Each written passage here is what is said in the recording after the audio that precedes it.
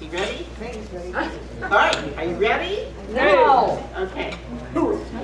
Helen Brant, a bona fide member of the Tom Brokaw's Greatest Generation, was born in Port Hueneme on June 20th, 1925.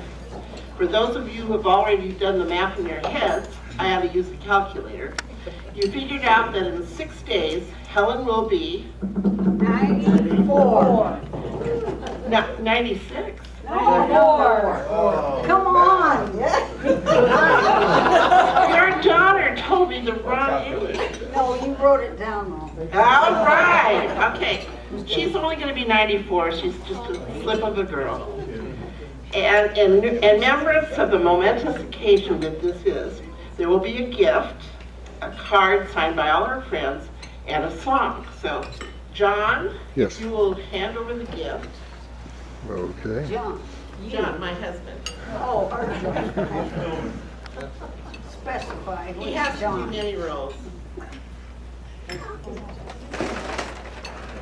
thought it was better that he bent over than I did. That's almost as college. This is for you, Helen. Heavens. Good heavens indeed. I guess we'll put it up here, I guess. No, I didn't. On the board. I don't I know. have downsized people. Sorry about that. Do I open it up? Oh, yeah, I think so. You can just rip it off. Yeah. Ripper, baby. 1 minute, please. Oh! Oh, right. Bernie told me that would make you very happy. Oh, absolutely. It's a white orchid. It's a big white orchid. Wow. Thank you, everybody. All right. Everybody has to help me out here now. We're going to sing the song, the happy birthday song. Okay, are you ready? Happy birthday to you. Happy birthday to you. Happy birthday, dear Helen. Happy birthday to you. My family has their own birthday song. Go. 1, 2, 3. This is your birthday song. It isn't very long. That's Excellent. Now back to Helen's story. Helen's parents, Bernie and Marie Arostagi. Did I get it right? it. No. Arostagi? Aristegi. Arostigi. Aristegi. All right, I went on the online and went pronunciation thing, the pronunciation app, so I don't know. Anyway, Marie and Bernie, she'll be known forever, immigrated to America from France after World War I. They owned and operated a butcher shop in downtown Hueneme, located diagonally across from a newly constructed building that was then the Bank of America, a Bank of Hueneme, and now is the Port Hueneme Historical Society Museum. In novel writing, this is called foreshadowing things to come. Optimism by residents of Hueneme was on the rise in 1925, the year she was born. That's right, isn't it? Yes. Okay. During the summer months, the beach at Hueneme was regularly transformed into a popular tent resort, first by R.K. Peacock and soon after by Henry Horsewood. Vacationers were attracted by the cool ocean breezes, a boardwalk stretching over a broad expanse of golden sand, and an all-the-rage dance pavilion. Dancing, that's foreshadowing too. In addition, Oxnard residents would hop on the Bakersfield and Ventura trolley and travel to the Hueneme by the Sea. That was really the name of the little train depot down by the ocean.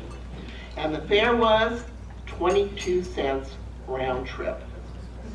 Furthermore, Hueneme residents were celebrating the fact that the mass exodus of businesses and residents to the area surrounding the Oxnard sugar beet factory, that had finally ended. 2 giant sun-kissed lemon packing plants constructed in 1922 had become Hueneme's biggest employer. In fact, by 1926, when Helen was just a year old, Lehman subdivision number 1, with 80 lots ready for development, was laid out with great expectations. What? You've never heard of Lehman subdivision number 1? That's because of the Great Depression. Helen was 4 years old on Black Tuesday, which was October 29, 1929. She would become a teenager during the decade the economy took to recover. During the 1930s, the then 800 residents of Hueneme were struggling to survive. If they did have spending money, they shopped in a downtown with few sidewalks or paved streets. On either Market or Main Streets, however, they could find 6 different merchants, including the family market, a bank, a hotel, a restaurant, the post office, the library, a tennis court, and 2 streetlights. In 1938, when Helen was only 12, not only did a violent storm cause a fishing fleet to ground on Hueneme Beach, but it also decimated the boardwalk as well as Hueneme Wharf. A heavy barge broke loose from its moorings and sheared the 67-year-old structure in half. But the Depression hadn't quite ended when Helen's father unexpectedly died of complications from the mustard gassing he suffered in France. He'd been an interpreter for the U.S. forces during World War I. After he passed away, Marie couldn't have kept the store going and raised Helen's younger siblings, Jean and Bud. And Bud is here. Yes. Yay. Without this teenager's assistance. But college would not be in the cards, and even though Helen excelled in school, she continued to help out in the home and in the store. The summer before Helen would graduate from high school, Richard Bard, there you go, would finally realize after 15 long years of setbacks and disappointments, the dream of a harbor at Port Hueneme, a need that became even more pressing after the wharf was destroyed. The whole county would turn out on July 4th, 1940, to witness the dedication of the new port. You were there? Absolutely. He was there.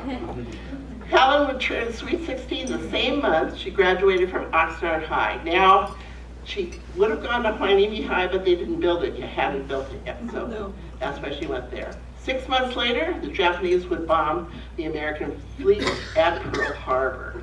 And I, the recently created port at Hueneme, the U.S. Navy, you're all represented here, took ownership and officially established a new naval base at Port Hueneme on May 2nd, 1942. Helen, who loved to dance, remember I told you about dancing, would meet her future husband and an Oxnard USO, Robert Brant, Bob, who hailed from Colorado, caught her eye and captured her heart. She would be only 2 weeks shy of celebrating her first legal drink.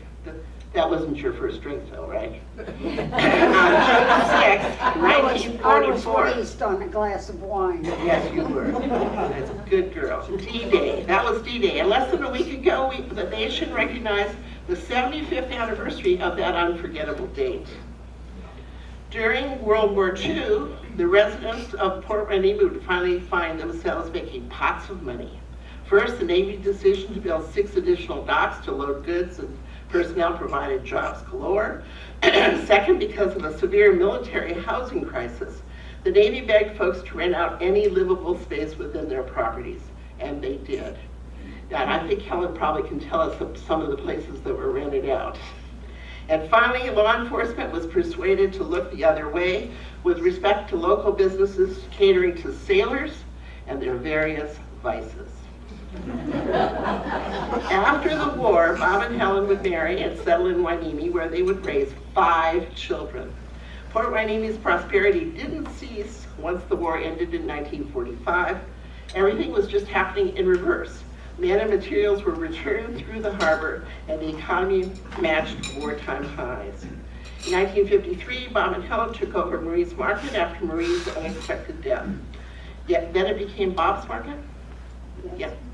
Yet the couple still managed to carve out time for their children, pitching in to help with sports and school activities. They took time also, a lot of time, to make their community, now home to 3,000 residents, a much better place by volunteering countless hours to such civic events as Harbor Days and the Men's Follies. And I can tell you, Bob was beautiful when he dressed in drag. Bob and Helen also supported such service organizations as Navy League and the Elks, as well as serving on various advisory boards. Talk about Hueneme's spirit. This couple had it in spades. You probably heard people talk about something being the greatest invention since sliced bread. In fact, the first bread slicing machine was invented in 1928, the same year as the pop-up toaster. Coincidence? I think not. Yet seriously, Helen, whose lifetime spans almost a century, was a first-hand witness to dozens of inventions that arguably rival sliced bread. Think about the world in which she grew up. There was no television, much less hundreds of cable channels, no commercial air travel, no credit cards, microwave ovens, the World Wide Web, smartphones, 3D printers, fast food, and hip-hop. Okay, not everything rivals sliced bread. The Hueneme Spirit Award was actually inspired by the 7 decades, is that correct? 7 decades between Helen and Dorothy Ramirez. I don't think anyone will argue with the fact that Helen and Dorothy are very strong women. Both have been pretty sure of themselves. Both are obviously born leaders, and both had an opinion about just about everything. Yet if those characteristics weren't enough to cause trouble between them, they were also competitors in the grocery store business. But this is where Hueneme's spirit comes in. Because Helen and Dorothy cared about their community, they would frequently help each other out. When one or the other found the shelves holding eggs or milk or some other staple empty, a phone call was all it took. Can you imagine Vons and Ralph's doing anything like that? No, I guess not. Yet despite at times 2 different views of how things should be done, Helen and Dorothy were very strong women, you know. They managed to work together. Among their numerous collaborations were legacies that each lasted half a century. Bob and Helen actually co-founded the 50-year tradition known as Hueneme Harbor Days. Hueneme Beautiful funded 51 years of community projects and only recently disbanded in 2016. Furthermore, you will still find their fingerprints all over the now 46-year-old Port Hueneme Historical Society Museum as well. It is now my honor and great privilege to present this insufficient yet well-deserved Hueneme Spirit Award to Helen Brant.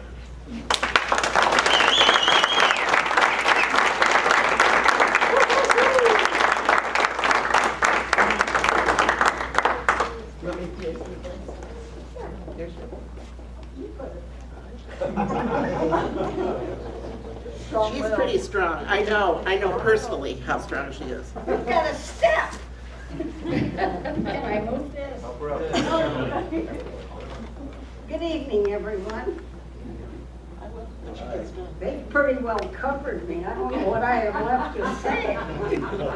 Thank you so much to the Bard, Friends of the Bard and the museum. I think I was on the museum commission for 30 years, a long time. So thank you. I don't feel like tonight, this is for me. There were many, many, many people that preceded me, and I thank you for all of them too. My notes here say number 3, go back, okay. My parents immigrated here from France, as she said. My father enlisted in the American Army, went back again to France, was gassed, his CO sent him down to the south of France to recuperate. That's where he met my mother. He came home, of course. My mother followed with a suitcase that we still have in the family, cardboard, about like that, and like that, and like that. Period.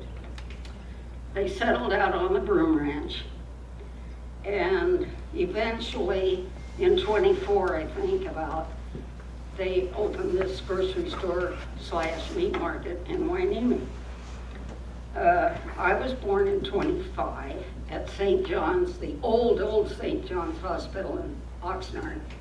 Came home here and lived here all my life. up until about 2.5 years ago. Things were so different in these days. It's hard to describe what it's like. There were no sidewalks. The only sidewalk in town was around the bank building, which is now the museum. Everyone that had anything that could roll went there to do it. The town stretched from the ocean on one side, the salt flats and farming land on another side where the harbor is now. Pleasant Valley Road, not Pleasant Valley. What do I mean, kids? John, Hueneme Road. no, I mean Pleasant Valley. Pleasant Valley Road. That was the outskirts of town. Hardly anyone went out there. And then the town itself stretched perhaps 5 blocks. We didn't know it then, but we had the perfect lifestyle. There were never any lifeguards on the beach. I'm the original beach bum, and I still am. If it's a nice day, like a lemming, you go to the water. They can all testify to that. At that time, there were 5 grocery stores in town.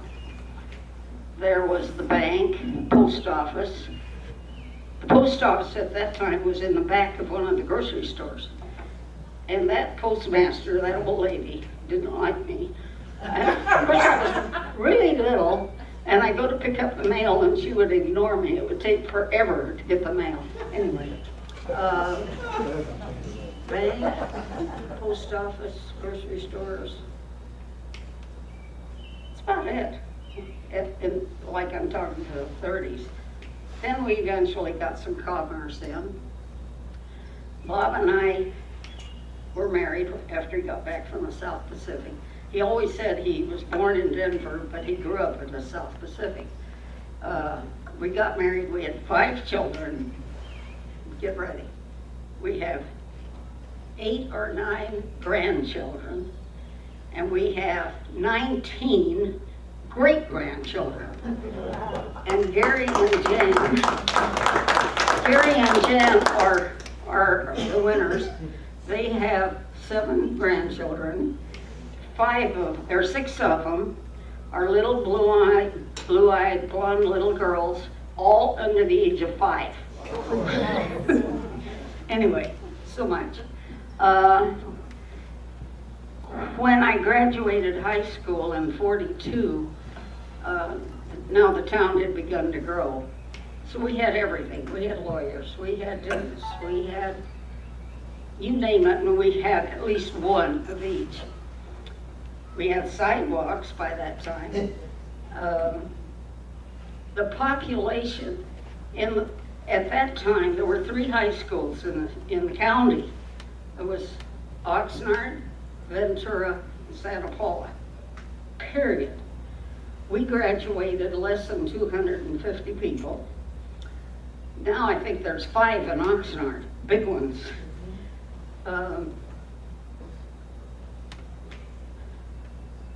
What else can I say that goes out so far?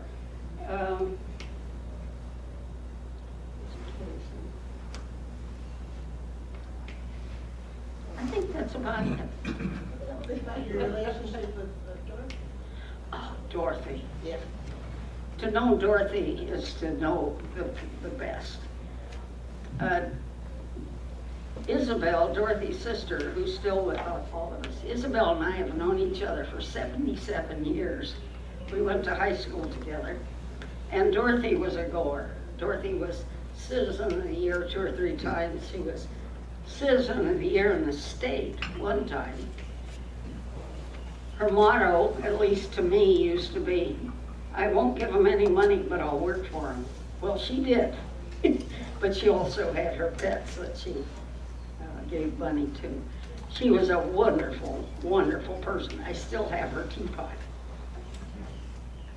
I think I'm through. I think I want to thank everyone. I think I represent, oh no, wait a minute. I have something else. I always have something else to say. My family will vouch for that. There are a number of people in Hueneme that made the city great. And I have their names here, and I can't find them. Oh, here they are. I have, no, that's not it. I've only had one glass of wine.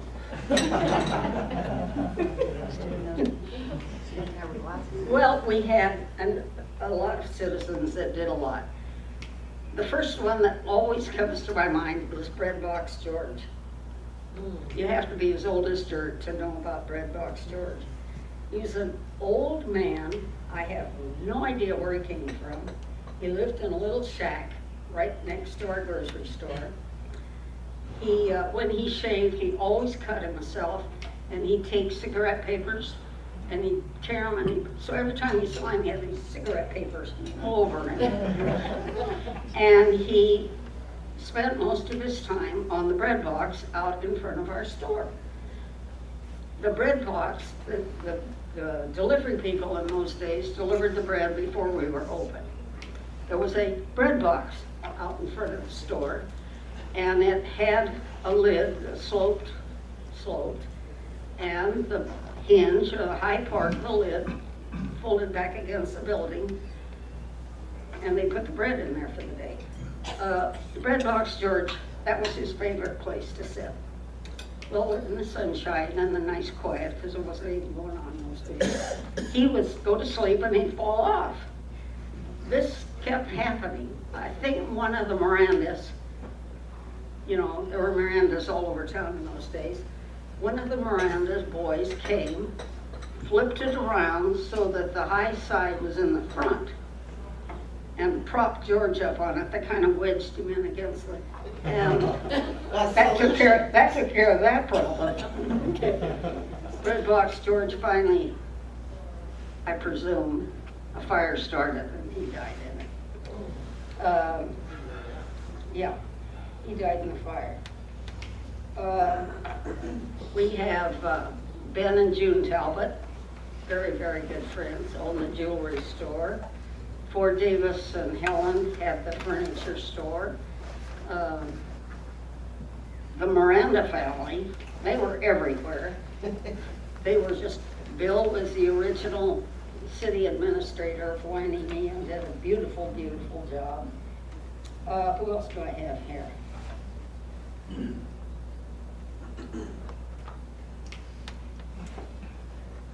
I have Orvine. Orvine's always been, he could tell you every date, time, and place since he's been here. And I remember the first time I saw Orvine walking by the store. And Georgia, of course. You know, there's always somebody in back of the one that's in front. Jim Daniels, he's been around for a long, long time. Let's see, who else?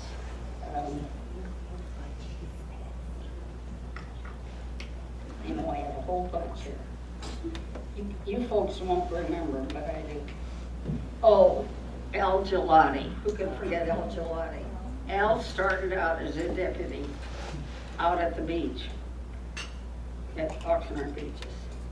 And we had a joint that we all went to up there, and Al saw to it that we all got home okay. My brother also has a hilarious story about Al Gelati. Dean Green and Alma. Dean was the superintendent of schools, and the schools were never better than when Dean was the boss. And Alma Green had a career in banking, but boy, she was an athlete. She could outswim anybody, she could throw. Thank you, dear heart. You're always there.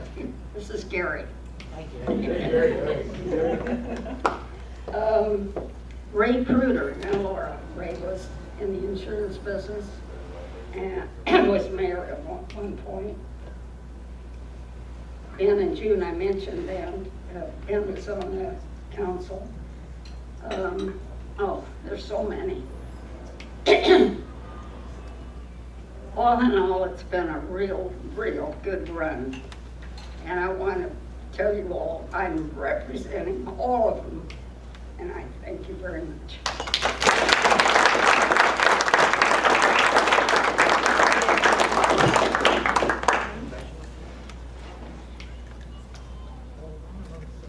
Why don't you come out and you come up too? We've got more awards We have for more you. for you. Really? Yeah. I don't have any balls left. On behalf of Friends of the Bar Mansion, we would like to present you with this certificate of appreciation. Oh,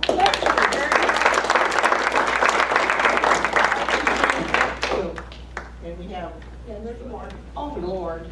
Yeah, there's more. Well, on behalf of the Assembly Member Jackie Irwin and the State Assembly, I'd like to present to you this resolution. I thank you. You're welcome. Congratulations. Thank you.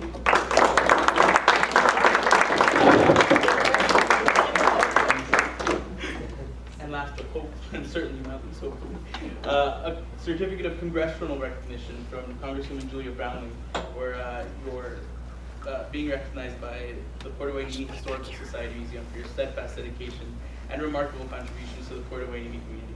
It was my pleasure. Thank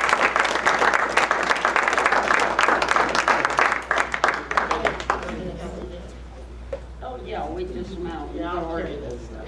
You got it. Thank you, everyone. It's been fun.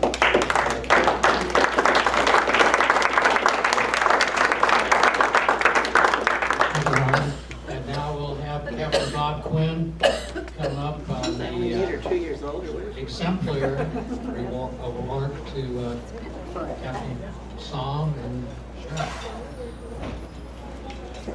This rest of work.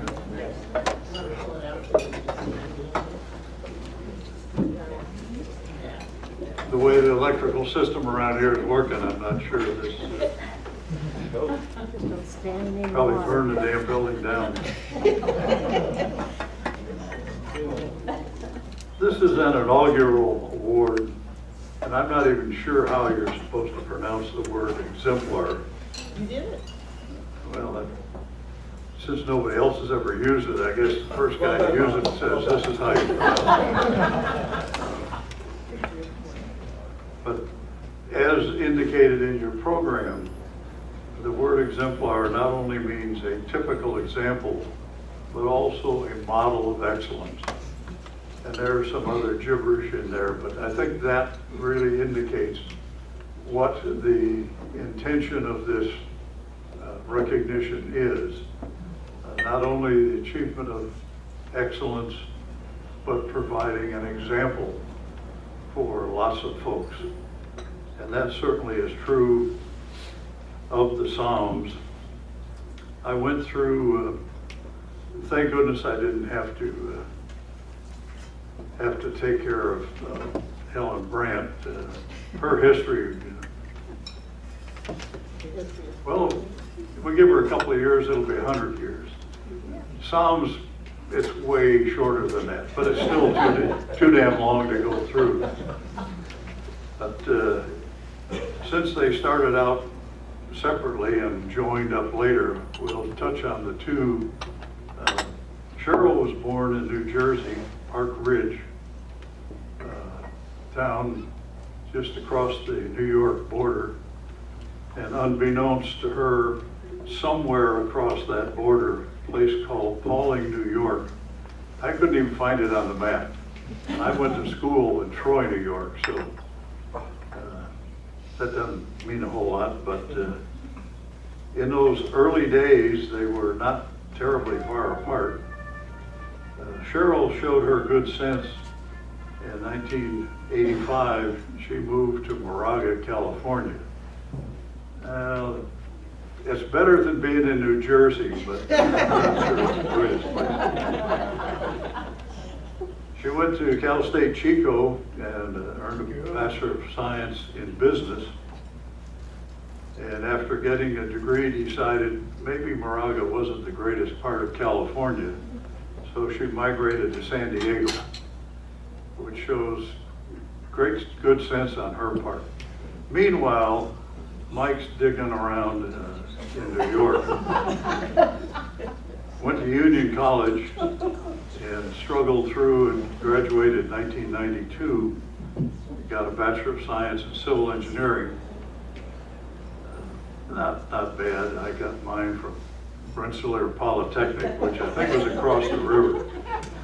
And if you went to the end of the world and turned to the right, that's where Troy, New York is. God, what a place. Union's just to the left of that. Great school, super education, but got to be the lowest spot in the East Coast for a town. Mike went off to OCS at Newport, got commissioned. One of his first tours, and I'm not going to go through all the tours, or we'd be here for breakfast, but went to MCB 40, 93 to 95. That's about 20 years after I was the CO of MCB 40. Hopefully he straightened it out, because I sure as hell didn't have it operating in the manner I thought it ought to. He then went to a construction battalion unit in San Diego. And now you find out these two wandering minstrels both wind up in San Diego. And lo and behold, they got married in 1997. I think I got socks that are that old. Certainly, in my opinion, the highest achievement that Mike has ever made is getting Cheryl to say yes. This probably is one of the questionable decisions that she ever made. But certainly, as a team, they have done wonderful things, and that's why we're here tonight, to help recognize them. I noticed that Mike was sent to the Defense Language Institute, probably to try and get him to speak English, having come from New York. I had a roommate from Boston once. I don't think he still speaks English. We lived together for 2 years before I figured out what the hell he was saying. Went to a number of places after their marriage, showing the variety of places they went, the opportunities for Cheryl to practice her passion of trying to assist folks, particularly young military personnel, in achieving improvements through education, getting higher education. And she started this early in her marriage. They were assigned to Sigonella, Sicily. Speaking of bad places like Troy, New York, Sicily's one of those more interesting spots too. Sigonella is not quite as bad as the northern coast. I spent 3 years on the SHAPE staff and got to see every NATO naval base in the Mediterranean. Great places to eat, some wild places at night. But Cheryl started there. She continued her education, even from Sigonella in Sicily, achieving a master's in adult education from the University of Oklahoma. And in each of these succeeding assignments, she worked diligently with particularly the young military personnel. Army, Navy, Air Force, Marines. She didn't care what crazy color suit you wore, but she was there to help you improve your life, your capabilities by improving your education. They moved all over the place. They wandered back. One of Mike's other low points, they sent him to the Bay Area, Berkeley. Unfortunately, I'm a Stanford grad, and UC Berkeley is those badasses on the other side of the bay. Unfortunately, again, a great school. Another opportunity for them to assist the folks who were interested and wanted to get education. Had a couple of tours in San Diego. They then moved them to Virginia, typical of the Navy. don't plant any long-term flowers because you won't be here to see them grow. Had several tours in Virginia, and then I would guess, looking at it, probably the low point of Mike's career. He went to OpNav in N80. Now, you got enough folks in white uniforms here, and they did not park ice cream trucks out in front. This is their summer military uniform. Maybe one of them can tell you what the hell N80 is. I have no clue. I've been retired for 30-some years, and they've changed all the acronyms, and I didn't know what the hell they were when I was on active duty. I avoided OpNav, but at least from there they recognized that this guy had done a super job. He had met and exceeded all of the expectations. And they gave him one of the really good jobs, the commanding officer of a CB battalion. That's a great job from his standpoint. Cheryl probably wondered, what the hell did I do? I used to have a husband, and now I've got a vacant spot in the garage. And I've got a guy who's wandering all over the Atlantic. They did, after that, decide maybe they deserved a vacation, sent them to Hawaii for a couple of tours, and finally recognized Mike's achievements. And all this time, Cheryl is helping the young military personnel to improve their lives and their education. And they sent him to Port Hueneme, California. I've been to Hawaii, never had duty there, but I've been there, and I've been here. And here is a whole lot better than there. This has got to be the place with the greatest weather and the finest people. Like Mike, I moved all over the world. We lived in Belgium, we lived in Japan, we lived East Coast, West Coast. And I've never met people as friendly and supporting as the folks who live here in Port Hueneme in the Oxnard area. So Mike got his reward. I'm not sure what he did, I don't dare ask, but he came here as the Commodore for the Navy Construction Group 1. And that didn't exist till 2-3 years ago. They kept changing the title to protect the guilty, I think. But it's the head CB for the West Coast. So all of the West Coast CBs are here, the Atlantic CBs are in Gulfport. Another wonderful Navy bureaucratic thing. How the hell Gulfport counts as the Atlantic, I don't know, but that's a detail of semantics. He has recently left that job, and he's moved into a job that doesn't fit on his t-shirt. He is the commanding officer of the Naval Facilities Engineering and Expeditionary Warfare Center. I don't know how to translate that either, but in my day, there used to be a construction battalion center, and it was kind of NAVFAC West. There also was a civil engineering laboratory over on the other side of the harbor, and a couple of other miscellaneous outfits, and they rolled them all together and called it this, whatever the hell it is. NAVFAC X-Wing or some baloney. It's a great job. They do things that would amaze any of you who ever have an opportunity to attend. If you get a chance to tour their laboratories, they're doing things that none of us ever heard of. Strange stuff. You'd say, okay, you guys are a bunch of kooky engineers. What the hell do you do that's important to the Navy? The Navy's newest jump fighter, the F-35, has such a powerful engine, and the engine rotates, the thrust does, down, and it literally blasts concrete right out of the runway. They couldn't operate the fighter without these folks in the lab figuring out a new concrete mix that would withstand the temperatures and the pressures that that jet creates. Nobody ever heard of it.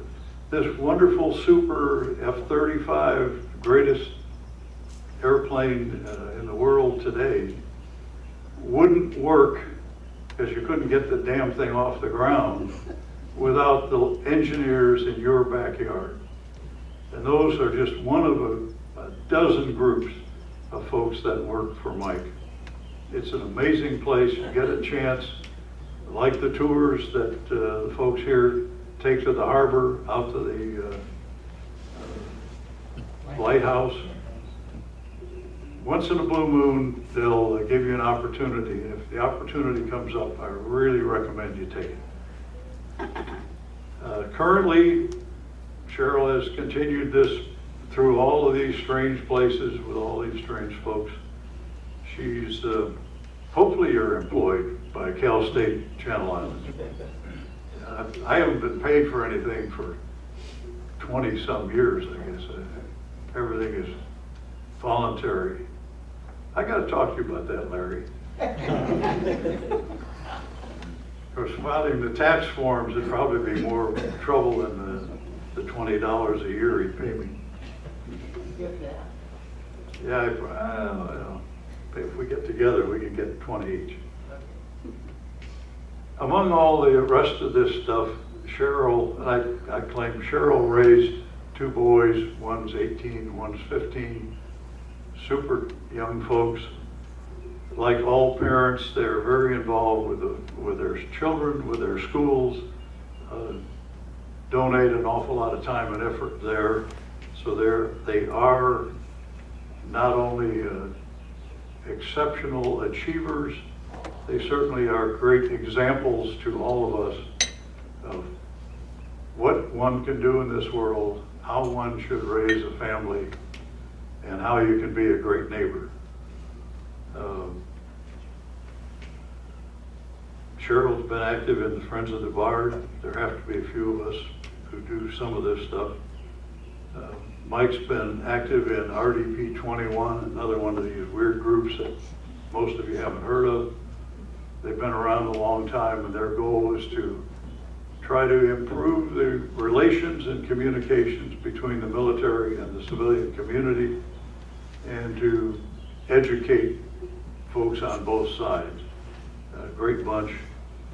And the senior officers that assigned at Naval Base Ventura County are assigned duty as liaison with the various chambers of commerce. And Mike, I don't know if that's a short straw or the long straw, but he got the duty with the Oxnard. I happen to live in Oxnard nowadays. It's really a screwed up city. Hueneme's got problems, but you can't hold a candle to Oxnard. I was at a meeting with the... That's my fault. No. If they let you make decisions, we'd have some stuff. At a meeting with the city manager of Oxnard last night, and I think Oxnard has picked the right person, and there's hopes that in the future they're going to see some significant improvement. And Mike's been a piece of this, so it's my pleasure to introduce to all of you Cheryl and Mike Saum. Before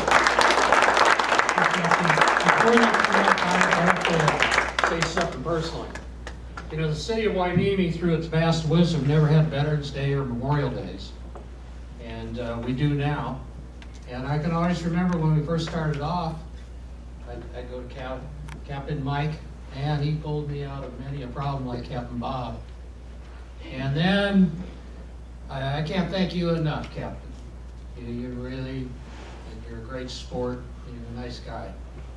And Cheryl, I'll never forget when you and I, in this building, because we're movers and shakers. And, we decided, well, we're going up into the attic to this building, and we're going to see what's up there, and we're going to clean it out. Well, we went up there, and we did our thing, and we came down, we were ready to roll, and Cheryl was going to do what she could do to push the right buttons. And we walked through this one room, and little did we realize it was going to be a wedding that night, and these people were out here wandering around, and we just wandered right through there like we owned the place. And the next thing we know, Cheryl's in trouble. She's getting these phone calls like, oh, who was this woman walking through here and this guy, and we were disturbing the wedding facilities and everything else. And I'll never forget that as long as I live. It was so funny. It was comical. And our little adventure with upstairs, we were trying to get it so it wasn't a fire hazard anymore. Well, we failed. They didn't want anything to do with us. We're probably in the background of some great pictures. Oh, yeah. Wedding crashes. And I can remember Cheryl come into these Friends of the Bards meetings, Trevor will go along with it. It gets a little stuffy in these meetings. Well, Roberta had come off with these things about somebody's, different people. And I don't know how to say this, but she'd go, this person's really not a good guy and all this stuff. And Cheryl would be right in there like, go get it, gal. Roberta all this. And I'll never forget the time that we had the mayor at that time, Doug Breeze. Yeah. Well, I'm in there and Roberta's back here on the table and Breeze is in the table next to us. And I know to keep my mouth shut most of the time. Roberta goes, he's just plain lazy. Why do you even talk to him? He's nobody. But that was before he got caught doing what he was doing. And he was trying to buy votes by giving away buildings and things like that. But that's the end of my little tales. But these two people have been just great for the Friends of the Bard, the museum, and the city of Hueneme. And it's an honor for us to be giving this, right, Beverly? Yes. And come on, Beverly, let's go give it this. Oh, you want to? This is the Exemplar.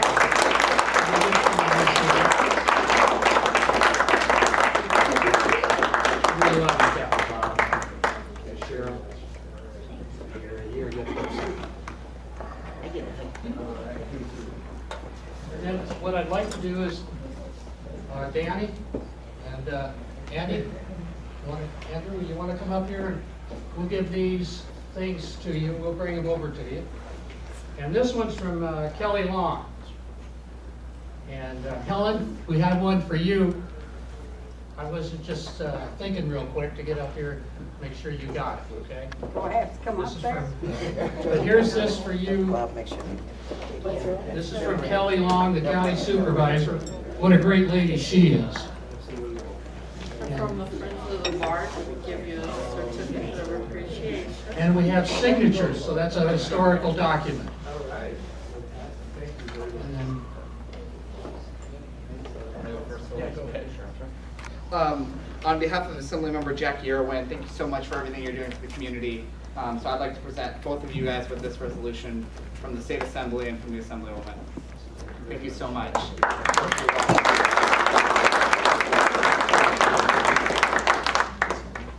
And also from Congresswoman Brownlee as well, certificate of congressional recognition for you, Captain, and for who it is a man without his wife, right? That's right. Thank you so much.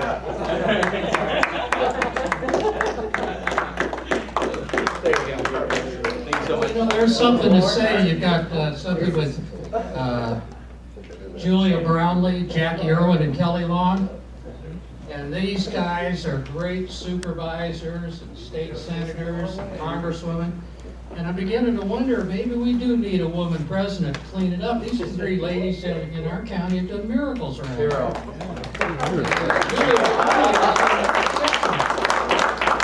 So we'll turn it over to you, Captain, and Mike and Cheryl. All right, thank you very much. So, You can see whenever you want. Oh, that was just mine. does that work all right? Do I need to speak in both? No. All right. Yes, both. In both? Both. Turn that one off. Larry. So Cheryl and I were arguing over who's going to get to speak tonight, and I won. So she really wanted to be able to give the speech tonight, but I got to do it, and I can't turn that off. Just give it to me. Thank you. Thanks very much. Yeah, thanks very much. So we did. We talked about drawing straws. So appreciate that. So first of all, how about a round of applause again for Helen?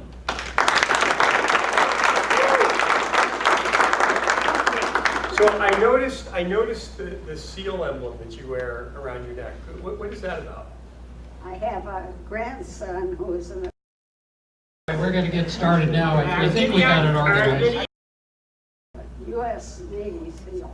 All right. Well, hey, talk about you've obviously created a spirit of service in your family, and you know. I have two Two? Navy Special Forces in my family. Wow. But I have to tell you, he gave me this the first Christmas that he was in the SEALs. I've never, ever taken it off, and I feel like this is what keeps him safe. Well, good on you. So really, and obviously, your family's all here, and Helen, I think that with the legacy that you've left, and you could just see. Oh, I forgot the main thing. May I speak? please. I have a huge family, as you know. I have two sons here tonight, and I'd like to introduce them. This is John and his wife Sherry. This is Gary and his wife Jan, who's and this is my brother Bud Arstady. Little brother. Little brother. Thank you. I forgot that. I can't let it go by. Well, clearly, small representation of your big family, but we're honored to have you all here tonight, so thank you for being here. And so, by the way, you talked about the Mirandas. So there is a Miranda right back there. Rafa, raise your hand. Go ahead. Yeah, stand up, Rafa. Remember, you heard the story. The Mirandas, they were all over the place here. All over. Right? So there's another one. So fantastic.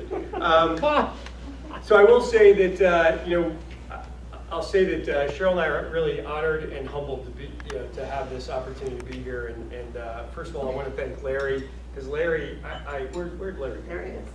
Oh, Larry, yeah, sitting right next to me. Larry, I'm pretty sure that you were the instigator of this whole thing, which we greatly appreciate. And I'm pretty sure because you're a huge fan of Cheryl. It has nothing to do with me. It's everything to do with Cheryl. You got that right. Yeah, I got it. So thank you for that. Bob, thanks for being the MC today. I know it was hard for Larry to get you to get up and speak in front of a group of people. I know you don't like to do that, right? I know that's not your thing, but I do appreciate you trying to find something nice to say about us. So I do definitely appreciate that. But when you talk about being honored, I mean, when you look around this room, or being Master Chief, bar drivers, the bards, all the folks in here, we really greatly appreciate that, and for the service that when you look around, whether it's back World War II, Korea, Vietnam, whether it's the community that you serve today, the fact that you would look at us and say, hey, you're worthy of some award is it truly is an honor for us, and we greatly appreciate that. Humbled in the fact that, I would say that as you look around the room, representative of what we do as a service, the McAllisters, the Tobiases, the Kurgans, Rafi Miranda, not so much Rafi, but the, but really, I think that all of us, it is truly our honor to be able to serve and do what we do, and and we come to these jobs and we get the opportunity to interface with all of you, and that's a big deal for us, and so it's humbling, because I think that the honor is really not about Cheryl and I, it's about what each of these folks represent. The Kurgans before us here with the group, the McAllisters after us at the group, Omar Tobias and his family as they, congratulations. So that's Captain Select Omar Tobias over there. With all of the, what they do and what we have the opportunity to do, it's our honor to be able to do that. So it's humbling to represent them, but it's also humbling to be able to represent what we do, right, from the CVs whether it's here in Port Hueneme or Gulfport or around the globe. So thank you for the opportunity to do that. And the last thing I'll say is that, for us, is that, as I hinted before, I couldn't do what I do, and I'm sure that every one of the folks in here that's in uniform would honestly say that we couldn't do what we do without our spouses. So, Cheryl,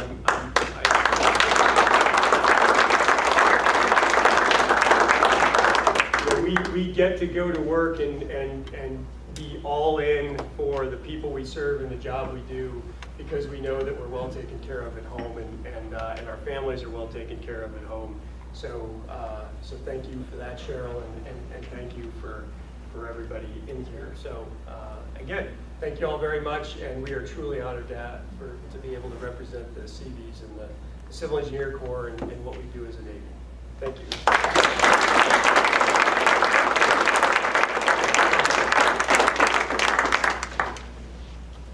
Larry, you're out. Sorry, that was a little too short. Thank you very much. Let me look here. Got our glasses?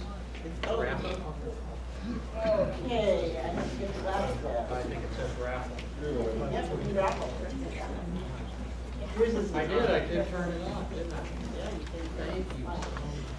Judy is right up there. Here's the community glasses. Yeah, they're the same. It's just reading them. Hello? Okay. Let's see, we'll do the raffle now.